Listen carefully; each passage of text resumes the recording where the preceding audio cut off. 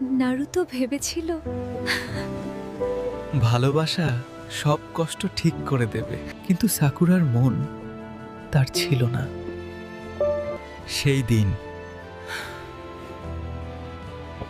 ভালোবাসা মানুষকে দুর্বল করে, ঘৃণা শক্তি দেয়। পেইন তাকে দেখালো এই দুনিয়া কষ্টে চলে। ভালোবাসা তাকে ভেঙে দিল, বিশ্বাসঘাতকতা বদলে দিল। প্রতিশোধে শান্তি নেই, কষ্ট থেকেই ইপারা এক নতুন শক্তি জন্ম নিল।